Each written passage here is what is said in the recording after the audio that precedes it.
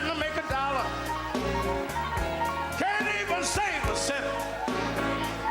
Takes all of my money just to eat and pay my rent.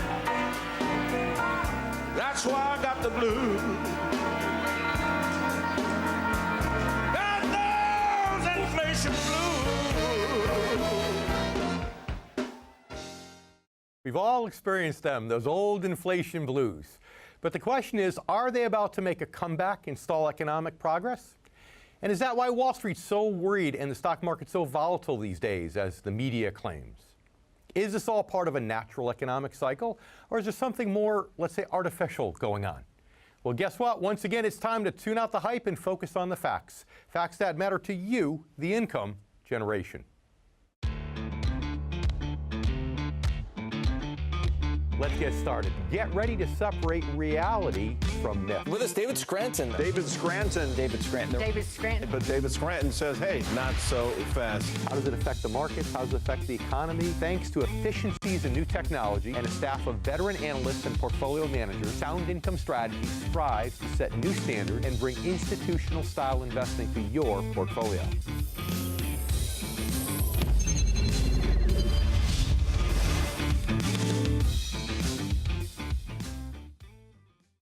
Let's face it, inflation is a double-edged sword. On one hand, it can be a positive sign of economic growth. But too much inflation too soon can stall economic momentum and possibly even reverse it. According to a lot of media pundits, that's a big part of why the stock market is suddenly so volatile.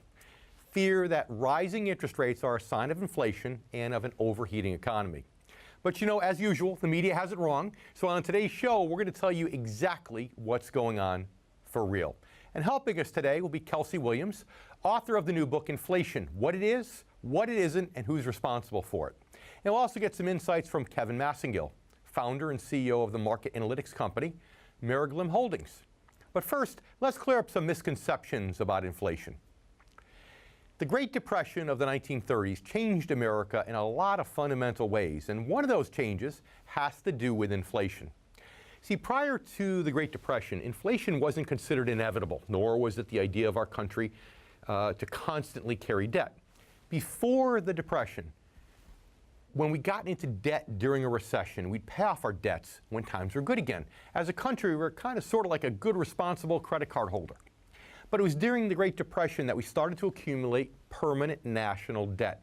And not surprisingly, it's also when we fell into the habit of permanently trying to artificially manipulate our economy by manufacturing growth and manufacturing inflation. All the economic textbooks say that when you print money, you create inflation. Why? Because it's assumed that consumers will spend that additional money that's in circulation, thereby creating demand for goods and services and pushing prices upward. Remember, the textbook definition for inflation is too much money chasing too few goods and services. But what the textbooks don't consider is this. What happens if consumers don't spend that money that's artificially pumped into the economy? Well, we're seeing the answer to that question right now.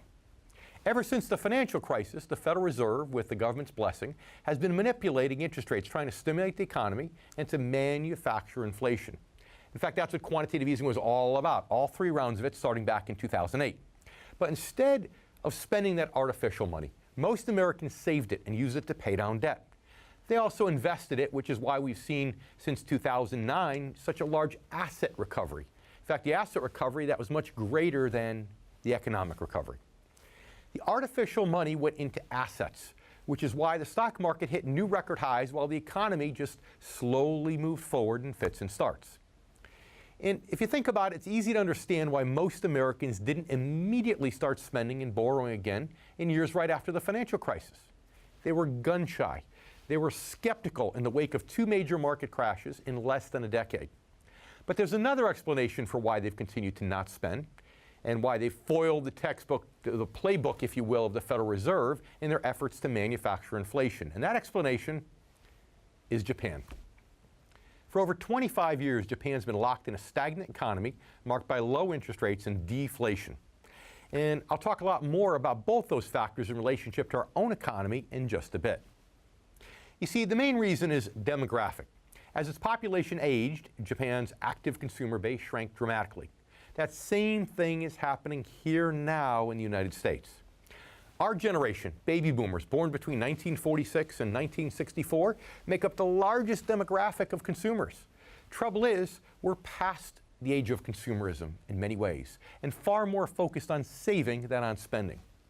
We're also much more savvy about artificial tactics intended to make us spend than the government would like to believe. The reality is we've consistently had an artificially expanded economy now for more than 30 years, and most people our age are aware of it. In fact, if you're like me, you might have perhaps leased a car back in the late 1980s, or even gotten a liar loan for your first mortgage, which required absolutely no income verification. If you put the right amount of money down, you could have said you made $10, $20 million a year and gotten that mortgage. Low interest rates and cheap money have been par for the course in our economy since Ronald Reagan was president. The practice of artificially dangling various carrots to entice people to spend has been common practice for more than 3 decades now. But when you rely on those types of tactics, there has to be a day of reckoning. And we're seeing that now with our changing demographics. Baby boomers not only don't want to spend as much, we're also wise to all the tricks designed to make us spend. And we're not falling for them any longer. So the question becomes, how do interest rates factor into this equation? Well, if allowed to float naturally, interest rates are closely related to inflation. While high inflation can cause interest rates to rise, and rising interest rates can be a symptom of inflation, interest rates are not the cause of inflation. Inflation is the dog that wags the interest rate tail. Now, here enters the Fed. As most people know, the baseline short-term interest rate is set by the Federal Reserve. It meets 8 times a year, and during these meetings, the rate of inflation plays a major role in its decision about whether or not to increase rates and by how much. Another factor they have to consider these days, in fact, ever since the financial crisis, is the status of long-term interest rates. And those long-term interest rates are actually determined by the financial markets, by supply and demand. If long-term interest rates are too low, then the Federal Reserve is handcuffed from increasing short-term rates. Why? Because doing so could threaten to create a flat yield curve. And as I've explained before, banks and other lending institutions depend on having the yield curve being steep enough, i.e. long-term rates higher than short-term rates by enough of a margin to make lending money worth their while. Currently, the 10-year Treasury yield is just about at 2.9%. It's gone up about 0.5% since the beginning of the year. In large part, that's because it was only barely a percentage point over the current short-term Fed funds rate of between 1.25% and 1.5%. And that was before this recent increase. So, with all those factors in place, the question becomes, is Wall Street really worried about inflation, as the media is saying? Well, to a certain extent, yes, but only because they're misinterpreting the relationship between rising interest rates and inflation, not realizing the true underlying cause of the recent rise in interest rates. But I also don't think market madness we're seeing right now is just about inflation. Wall Street has other worries on its mind, and I'll talk a lot more about those coming up shortly.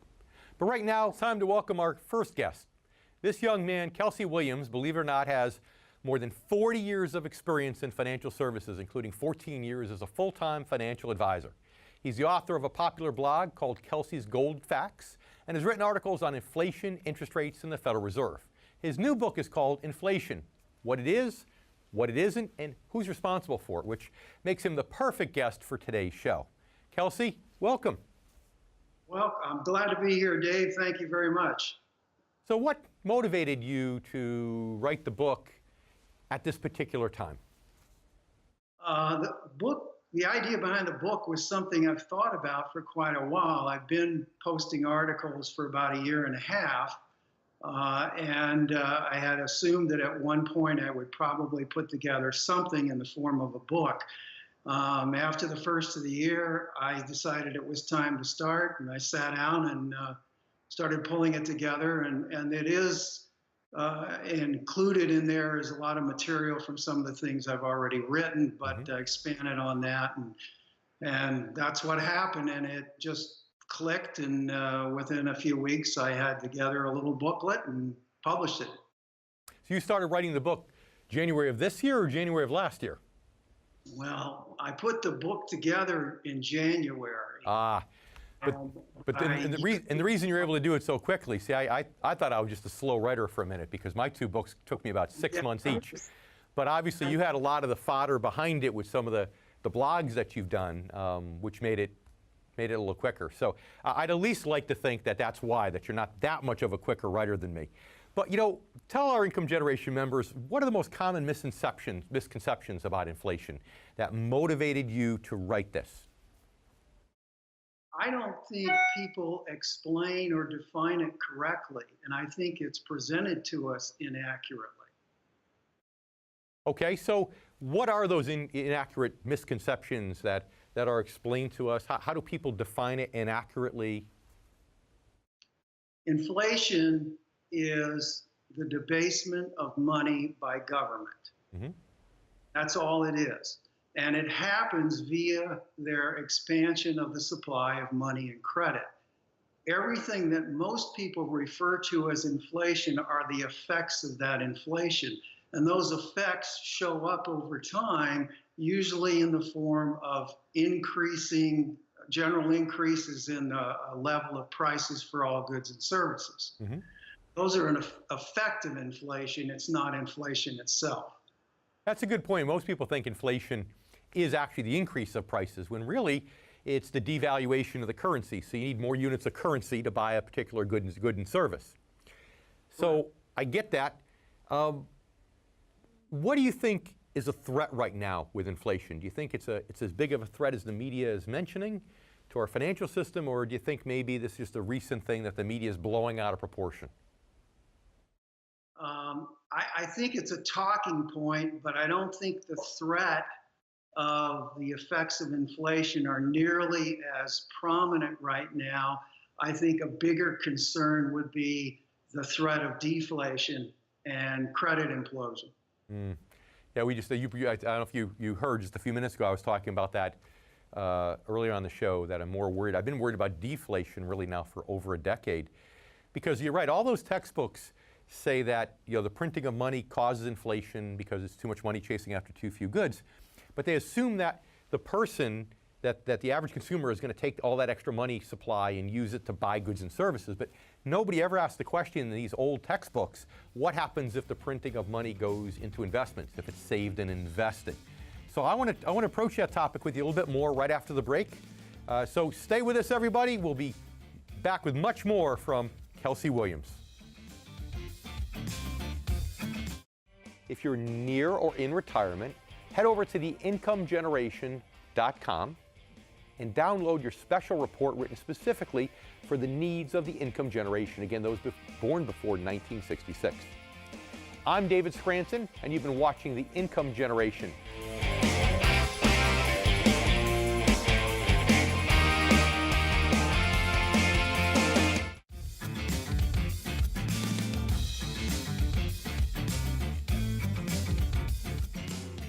So once again, is inflation really the main thing Wall Street's so concerned about these days, or is something else going on?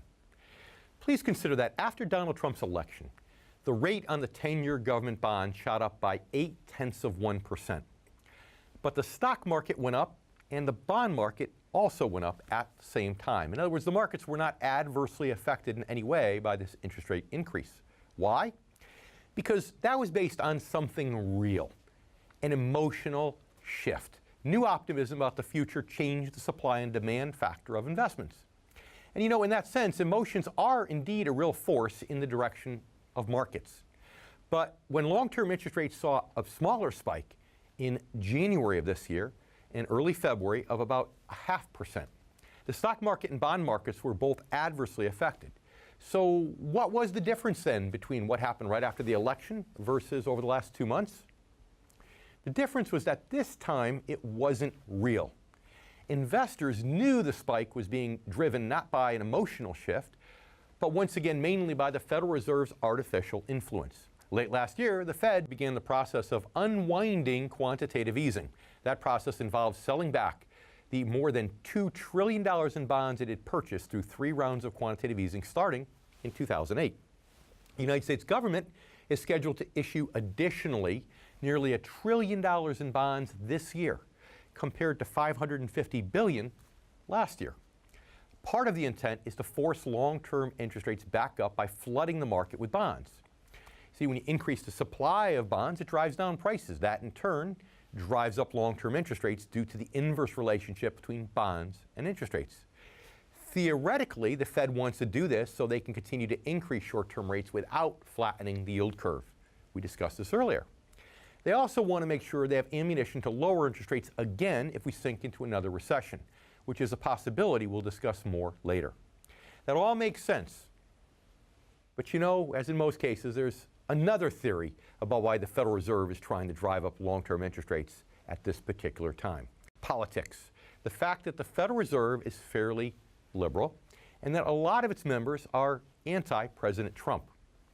If they can force long-term interest rates up now, it could change the direction of the financial markets and stall the president's agenda even before his tax cuts have a chance to really kick in. Now, please understand, I'm not a big conspiracy theorist. But if you look at the history of the Federal Reserve, you can understand some of the underlying suspicion. Despite what many people believe, the Federal Reserve is not a branch of the U.S. government. Instead, it's an independent entity. Although it was commissioned by the U.S. government, it was actually started by a collective of the nation's wealthiest industrialists.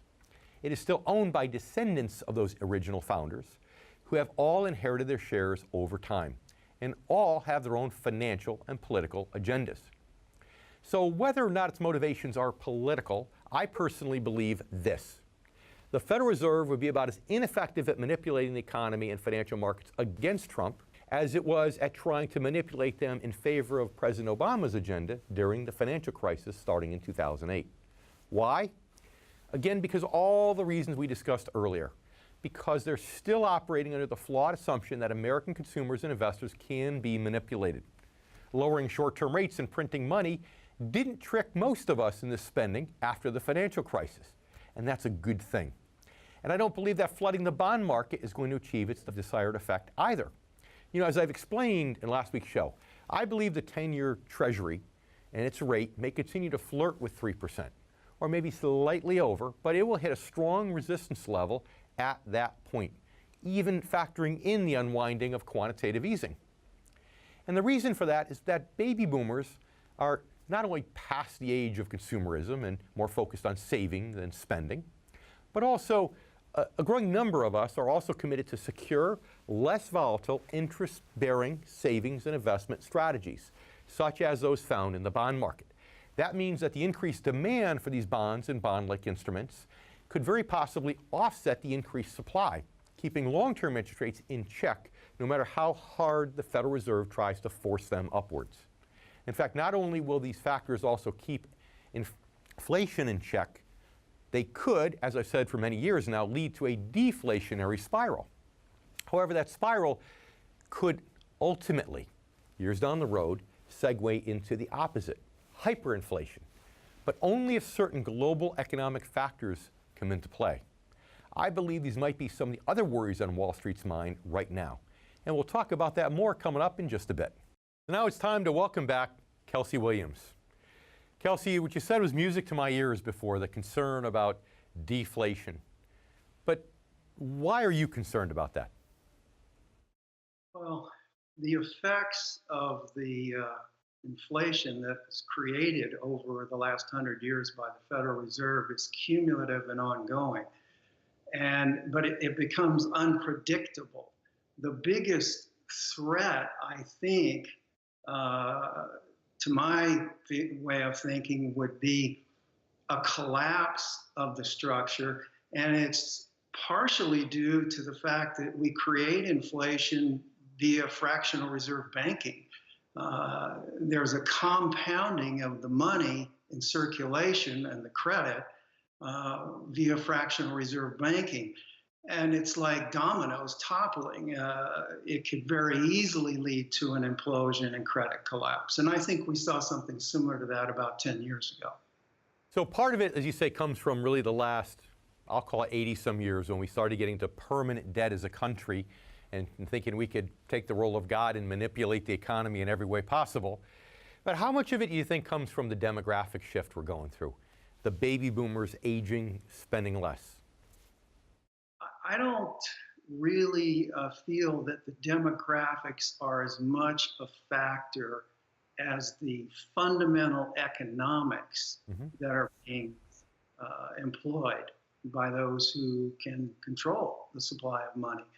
And I do believe that, in terms of investments, we have the complication and convolution of investment products with derivatives and CDOs and all of these esoteric products that most people can't explain or understand. And there are claims on the original base or principal money that's there that really can't be supported. So how much do you think this got accelerated, though, since 2008, since the financial crisis, with all the quantitative easing, the unprecedented level of influence? Almost infinitely more so, because they employed the same tools that had brought us to the point that we were facing in 2007, 2008. Nothing changed fundamentally. And part of it is because nobody wants to pay the piper. Nobody wants to see a panic or crash. Nobody wants to go through even recessions, let alone depressions, and that's reasonable. But you have to eventually pay the piper, and at some point in time, we will. Do you think that on this go-around, the Federal Reserve has been trying to manufacture inflation since 2008, and they're finally getting just a little tiny bit of traction with it? Do you think they're going to get more traction? Do you think we'll see 3%, or do you think we're going to be stuck in the twos as we've been? I think it's always possible that we'll see more, because there is an unpredictability to this whole thing.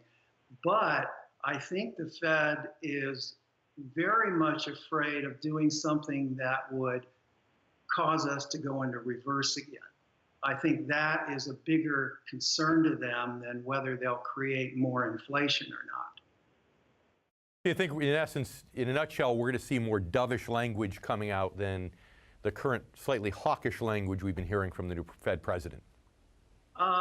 Possibly so, but I think one of the problems here is the Federal Reserve is going to tell us whatever they think is going to work in their own best interest in terms of keeping this under control. And it's because they think they can manage the economic cycles. We need to leave it there for this segment. We need to take a commercial break. Stay with us. We'll be right back with more words of wisdom from my new friend, Kelsey Williams. If you're near or in retirement, head over to theincomegeneration.com and download your special report written specifically for the needs of the income generation, again, those born before 1966. I'm David Scranton, and you've been watching The Income Generation.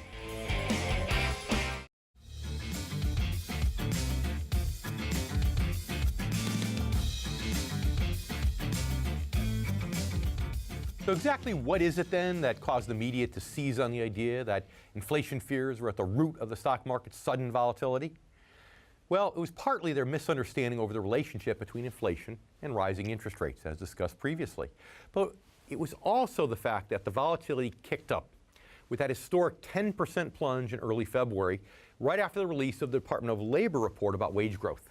It said the average hourly earnings for American workers rose by 2.9% in the year between January of 17 and January of 18, the highest such increase since before the financial crisis. Combined with low unemployment, the data seemed to suggest that the risk of inflation stalling the economy could be a real concern in the coming year. And it could be. But in my expert opinion, and for all the reasons we've discussed so far, I really don't think it will be. And what's more, I believe there's a greater risk threatening the economy right now that Wall Street is unaware of. I believe these other threats and risks are going to compel big investors to keep one finger on the trigger for the foreseeable future, ready to bail out and possibly kick off the next major stock market correction. Again, inflation can actually be a positive economic influence when the timing is right and it doesn't get out of control. A bit of inflation helps grease the wheels of economic growth, just so long as rising prices don't outpace wage and job growth too quickly or by too much. Plus, it allows the Fed to raise short-term interest rates so they have ammunition to lower them again when another recession hits. In fact, I believe that's why the Fed is so anxious in its efforts to manufacture inflation, and why it's so frustrated, frankly, in the fact that it's had difficulties managing this inflation. As long as inflation remains below that 2% target, the risk of another recession remains in place. Even worse, the economy remains vulnerable to falling into a deflationary spiral. And that, in my opinion, is an even greater risk right now than inflation. And I think Wall Street knows it too. A deflationary spiral can start when consumers and businesses feel more compelled to save and hoard money than to spend it. As I've discussed, that's largely been what's happening here since the financial crisis. Fortunately, Americans haven't been stuffing money under their mattresses. They've been paying down debt and trying to rebuild their retirement accounts, many of which were devastated by both the market drop starting in the year 2000 and again the financial crisis starting at the end of 2007. Because of that continued commitment to investing, we've had an asset recovery since 2009, even though the economy has lagged far behind.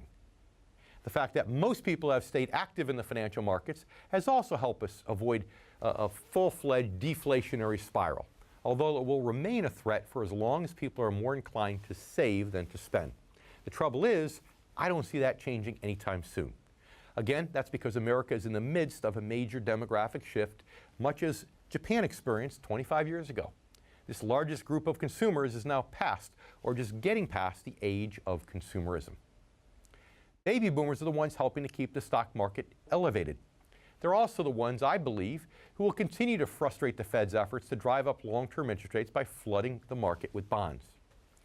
Continued demand for secure investments among boomers should, again, in my opinion, offset the increased supply, keeping prices and interest rates relatively stable, at least keeping interest rates from going too much higher than they've already gotten. But if lack of spending and lack of demand should ever get to the point where they become decreased, then that's when a deflationary spiral could take hold. The United States and other countries experienced deflationary states during the Great Depression. And the threat of deflation, along with perpetually low interest rates, has been part of Japan's economic picture for about the last quarter century. With our demographic picture now similar to what Japan's was 25 years ago, I believe deflation is a much bigger immediate and long-term concern than inflation. However, the other possible threat eventually is the threat of hyperinflation, the exact opposite of deflation, which is a potential primarily if the United States were ever to lose its status as the world's reserve currency. In that case, we could see inflation rise so steeply and rapidly that our own money loses all of its value and people switch to foreign currencies. It sounds outrageous, but I actually had a client whose family lived through the worst period of hyperinflation in history, which occurred in Hungary in the mid-1940s. He still had some of the currency, the actual bills themselves, and he showed me in a photo album how it changed in the course of just a few months. In 1944, Hungary's highest denomination was 1,000 pengo. By the end of 1945, it was 10 million pengo. And by mid-1946, it was a pengo of this denomination. Now, that's an extreme example, of course. But with the global financial markets so closely interconnected today, hyperinflation is not beyond the realm of possibility down the road, not by a long shot. And if we should ever lose our status as having the world reserve currency, we could end up in a situation similar to Hungary in the 1940s. And again, I believe Wall Street's also aware of this risk.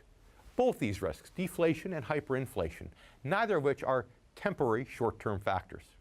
A demographic shift has long-lasting impacts, just like Japan. So don't expect big investors to take their fingers off the trigger anytime soon. Volatility and the threat of our next major market drop, I believe, are here to stay.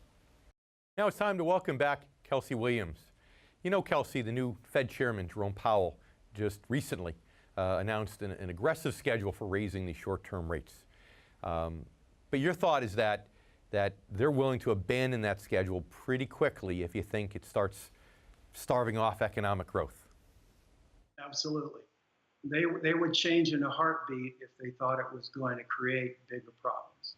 So what do you think they're thinking? I mean, how is it possible then, for example, that With all this increased money supply over the last decade or so, trying to create inflation, trying to stimulate the economy, they haven't been able to do it. Now this year, in addition to reversing QE, they're going to be issuing almost twice as many new treasuries this year as they did last year, almost $1 trillion this year, thereby, in essence, depleting the money supply. How do you think they think they're going to continue to be able to manufacture this inflation while reducing the money supply? I don't know what their logic is, but I'll tell you how I see most of their actions over time. I compare them to drug addiction. We are very much addicted to the money drug in terms of seeing higher prices for everything, and we get confused about what price and value are. So as the Federal Reserve continues to create inflation over time, there will be periods of temporary contraction, as you just mentioned, but the government has to stay in operation, and that's another one of the primary functions of the Federal Reserve, is to make sure that the government has the money to operate, which is why there is always a continuing issuance of new Treasury securities. Well, the money drug, you're right. It's, you could have a cup of coffee in the morning and it picks you up, right? You feel good. And then you start to fall down maybe mid-afternoon. This time it might take 2 cups to get the same pickup. And for a lot of us, by the time we get to evening, we could have 3 cups of coffee and go right to sleep. It's not going to make a difference. The drug loses its effect over time. And that's happening. But which camp are you in? Some people think, well, we can keep taking on more debt forever and we can grow ourselves out of it. The other camp says, eventually there's going to be a day of reckoning. What are your thoughts? I definitely feel there's going to be a day of reckoning. The problem is when. Nobody knows that. I think the seeds are there that it could happen any time. But I also know that the Fed has pulled a rabbit out of the hat on numerous occasions, and we don't know how people will react. If people ever decide that there is a problem, or they actually become aware of the extent of the problem, nobody's going to be able to stop it when it starts to go in the wrong direction. Otherwise, the new Fed chairman, as far as I'm concerned, it's status quo. I don't think there's a whole lot of change just because it's Jerome Powell or Janet Yellen. And I think that it's possible that they could extend things for several years, maybe even longer. Well, they say don't bet against the Fed, and I guess there's something to that. So as we need to wrap up, just tell our viewers where they can get your book. Book is available on Amazon, and it is available in digital format. There's a free Kindle reader if you don't have one on your mobile device, and it's also available in paperback. Kelsey, it's been wonderful having you. Thanks so much for being on the show. Thank you very much, Dave. All right, stay with us for our next segment, and our next guest will be right back here on The Income Generation.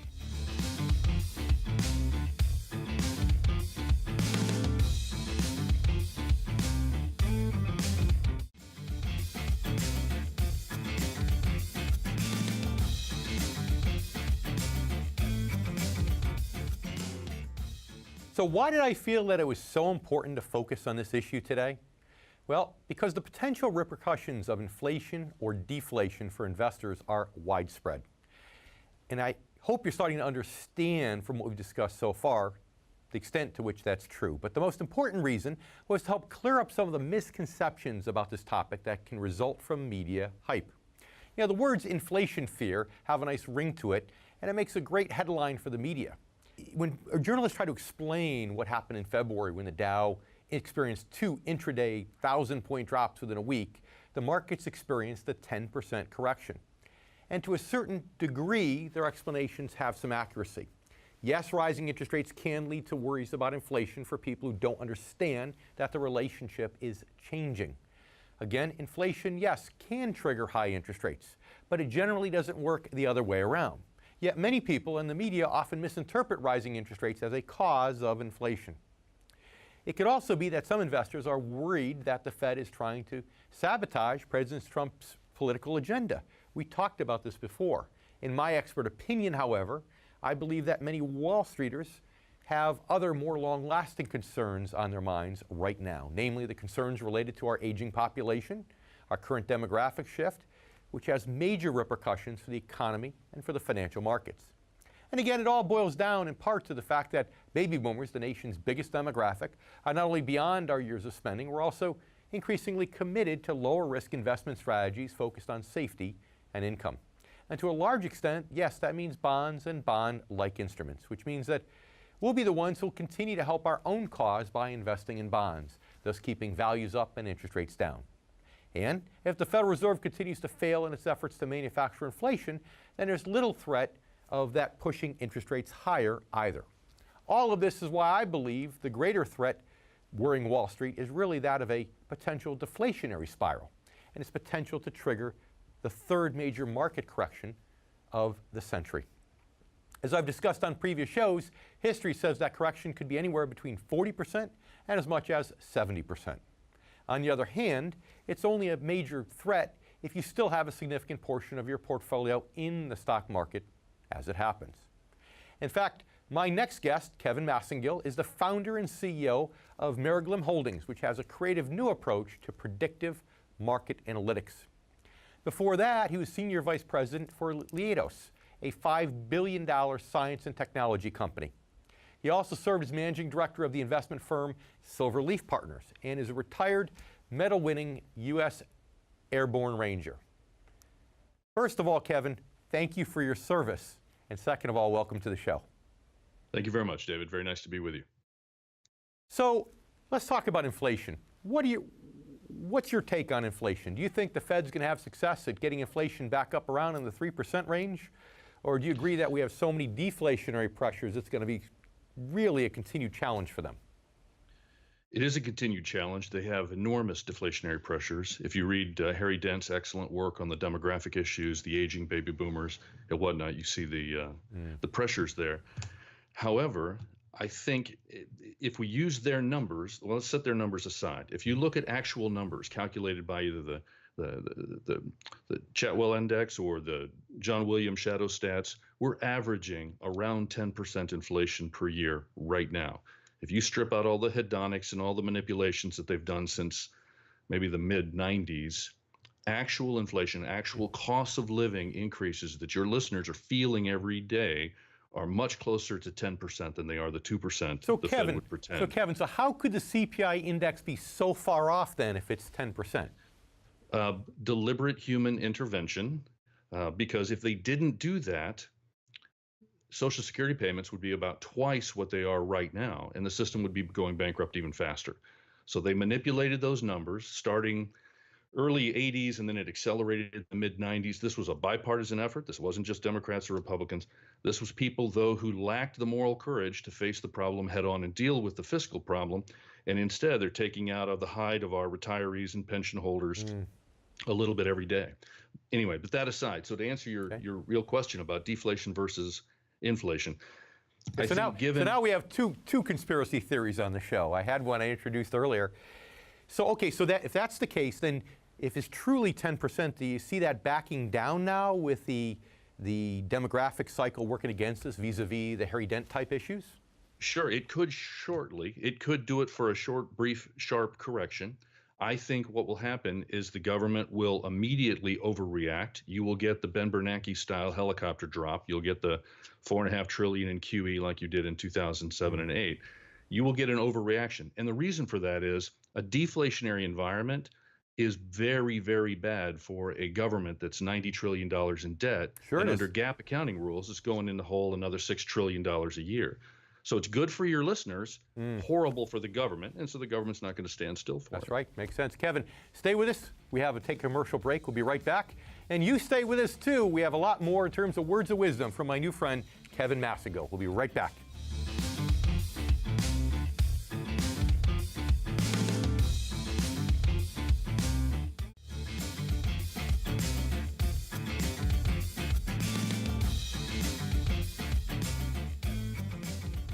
We're here today with Kevin Massingill, not only an inflation knowledge badass, but a real true all-around badass as an Army Ranger. You know, so we're talking about inflation, and the Federal Reserve just can't keep printing money because they're more worried about deflation than inflation. I agree entirely. But what camp are you in? Are you in the camp that we can grow ourselves out of all this debt? Or are you in the camp that there has to be a day of reckoning eventually. So there'll be a day of reckoning. Ludwig von Mises called it the crack up boom. Whenever you start monetizing your own debt, and I think the U.S. government, the Fed now is buying, what, 70% of U.S. Treasury offerings? How long do you think that's sustainable? So you'll have a crack up boom. There'll be a reset, probably against the price of gold, probably against gold holdings divided by the M3 or M2 currency that's in circulation. And they will wipe out the savings of everybody whose assets are denominated in dollars and currency. Okay. So to the extent that your investors can, I would do two things. One, overcome the bias that tells you it's not happened in my lifetime. I've been hearing about this since Nixon shut the gold window. It's not happened till now. Why should I worry about it now? And that's normalcy bias. The second bias is these issues are too big for me. It's learned helplessness, right? Who am I to take these issues on? These people sound like they know what they're talking about. Who am I? You got to set that aside. There are no adults behind the wheel of the car. You're not a 7-year-old in the backseat of the car going to sleep because your dad can get you home in a storm. There are no adults. It's just you and your family. So you need to take these things seriously, understand that Fed officials, central bank officials do not understand what they're doing. They don't understand. They're smart people. It's one big economic laboratory experiment, let's face it. Exactly. So with that in mind, this day of reckoning won't happen tomorrow. So probably not, and maybe not for 4 or 5 years. Between now and then, though, it's coming. Between now and then, though, if you say, okay, there's more concern about deflation than inflation, so there might be more manipulation, interest rates downward again, maybe even more into the negative interest rate environment. So then the question becomes, if people want security, what's really more at risk right now, the stock market or the bond market? It seems to me almost like the bond market is. I think it's equal, actually, quite frankly. I think you're at a position, we've never been in this, uniquely in the world. You've never seen a situation with negative interest rates. You've never seen bond yields like this at the end of 30 years. We are really in uncharted territory. So our recommendation to your listeners would be own a little precious metals, hold a little cash, be ready to jump either direction, because nobody knows how this is going to break. We know how the story ends. The story ends with the currency destroyed, the Fed reset, blowing up the currency and coming out with a new one. That's how the story will end. But to get there from here, you could go through a really sharp deflation, in which point having some cash on hand would be smart. Of course, Kevin, we're all hoping and praying it doesn't happen during our generation, but you never know. So we need to leave it there. Kevin, thanks so much for being on the show today. You have a lot of great things to say, and we appreciate you being here. Thank you, David. And you stay with us, too. We'll be right back on The Income Generation.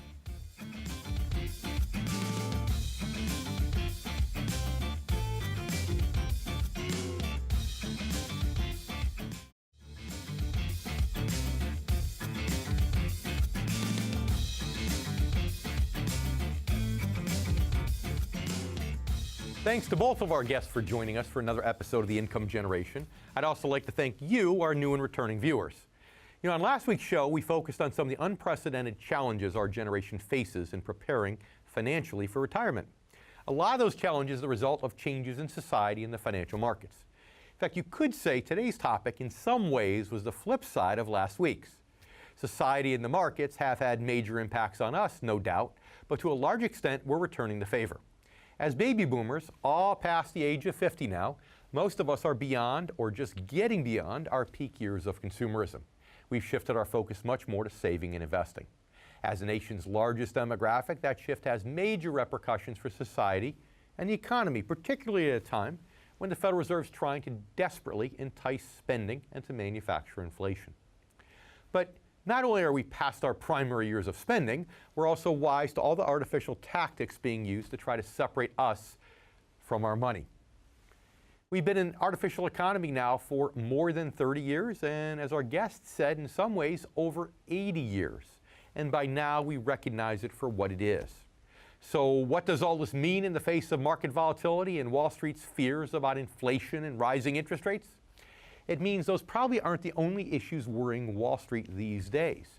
In fact, you saw both of our guests talk about deflation. It means that in the big picture, if our economic story should play out like Japan's, this potential, the potential for deflation, and even possibly ultimately hyperinflation, as our last guest reaffirmed, are also major concerns. And that's especially true for investors who haven't yet made that shift from growth to protection and income.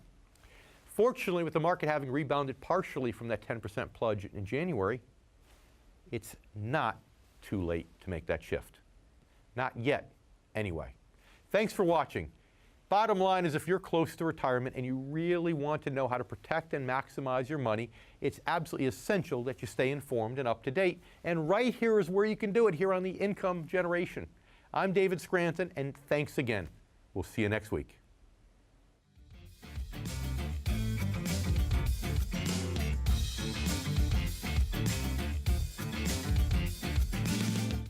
If you're near or in retirement, head over to theincomegeneration.com and download your special report written specifically for the needs of the income generation, again, those born before 1966.